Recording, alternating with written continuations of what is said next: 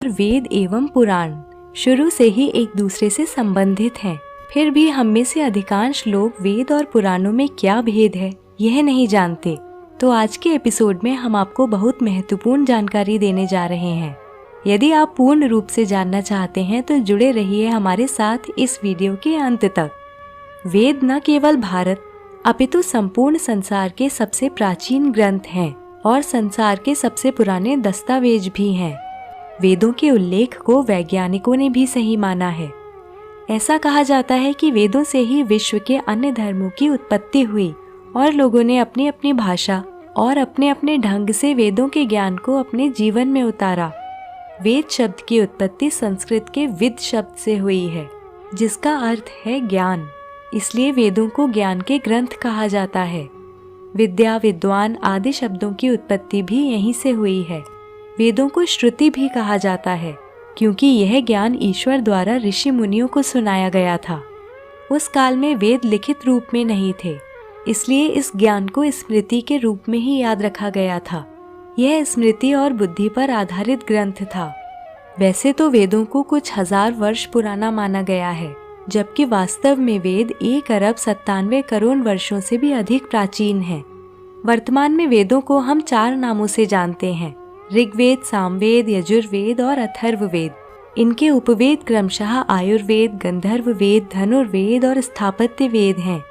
परंतु ऐसा कहा जाता है कि पहले केवल एक ही वेद था।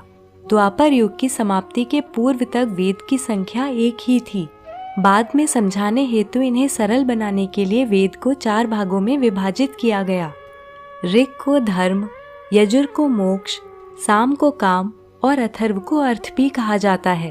और इसी आधार पर धर्म शास्त्र, मोक्ष शास्त्र, काम शास्त्र और अर्थशास्त्र भी लिखे गए।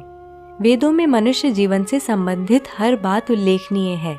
उदाहरण के लिए वेदों में आयुर्वेद, खगोल, भूगोल, ब्रह्मांड, ज्योतिष, रसायन, गणित, धार्मिक नियम, भौतिक विज्ञान, प्रकृति, इतिहास, विधि विधान आदि के विषय में संपूर्ण जानकारी है। ऐसा माना जाता है कि अग्नि, वायु और सूर्य ने तपस्या करके ऋग्वेद, यजुर्वेद और सामवेद का ज्ञान प्राप्त किया। इसलिए इन वेदों को अग्नि, वायु और सूर्य से जोड़ा जाता है।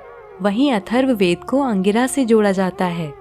यह जानना भी रोचक है कि वेदों की 28,000 पांडुलिपियां पुणे के भंडारकर प्राच्य शोध संस्थान में रखी हुई हैं, जिनमें ऋग्वेद की 30 पांडुलिपियों को यूनेस्को ने भी विरासत की उपाधि देकर इस सूची में सम्मिलित किया है। अब संक्षिप्त में बात करते हैं चारों वेदों की। ऋग्वेद सबसे पहला और सबसे प्राचीन वेद है, जिसमें 10 अध्याय, 1028 सूक्त और 11,000 मंत्र हैं। इसमें देवताओं का आवाहन कैसे किया जाए वो सभी मंत्र हैं। साथ ही चिकित्सा, भौगोलिक स्थिति, देवताओं की प्रार्थना और देवलोक में देवताओं की स्थिति के अतिरिक्त अनेक बातों का वर्णन मिलता है। यजुर्वेद की 2 शाखाएं हैं, जिनके नाम शुक्ल और कृष्ण हैं। इस वेद में यज्ञ की वास्तविक प्रक्रिया के मंत्र उल्लेखनीय हैं। सामवेद में ऋग्वेद की ऋचाएं गीत रूप में हैं। इसमें लगभग सभी मंत्र ऋग्वेद से ही हैं। सामवेद में अग्नि, सविता और देवताओं के विषय में उल्लेख मिलता है। अथर्ववेद में प्राकृतिक औषधि अर्थात जड़ी बूटी, आयुर्वेद, रहस्यमयी विद्याओं आदि का उल्लेख है। अब जानेंगे पुराण क्या है। पुराणों की संख्या कुल मिलाकर 18 है। ऐसी भी मान्यता है कि वेदों को लिखित रूप में लाने के बाद भी सभी श्लोकों में लगभग 100 करोड़ श्लोक बच गए थे। इन श्लोकों का संकलन वेद व्यास द्वारा किया गया, जिनमें से मुख्य 18 संकलनों को पुराण कहा गया। इसके बाद लगभग 18 उपपुराण लिखे गए और इनके अतिरिक्त बचे हुए श्लोकों को लेकर 28 उपपुराण और भी लिखे गए। मुख्य 18 पुराणों में 6 पुराण ब्रह्मा, 6 विष्णु और 6 महेश को समर्पित हैं। भगवान विष्णु को समर्पित 6 पुराणों के नाम विष्णु पुराण, नारद पुराण, वामन पुराण, मत्स्य पुराण, गरुण पुराण और श्रीमद् भागवत पुराण हैं। वैष्णव संप्रदाय के लोग इन्हीं पुराणों के उल्लेखों का अनुसरण करते हैं। ब्रह्मा को समर्पित पुराण ब्रह्म पुराण, भविष्य पुराण, अग्नि पुराण, ब्रह्म वैवर्त पुराण, ब्रह्मांड पुराण और पद्म पुराण हैं। महेश अर्थात शिव जी को समर्पित पुराण शिव पुराण, लिंग पुराण, कूर्म पुराण, मार्कंडेय पुराण, स्कंद पुराण और वाराह पुराण है।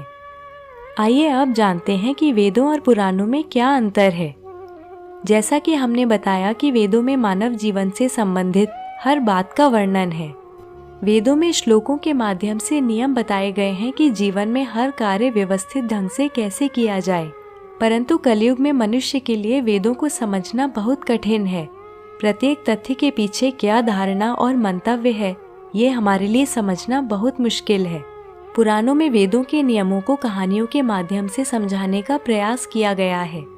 कहानी और इतिहास के माध्यम से हम बेहतर ढंग से समझ सकते हैं कि हमें जीवन में किस प्रकार, किस दिशा की ओर अग्रसर होना है। तो दोस्तों, आशा करती हूँ आपको यह जानकारी पसंद आई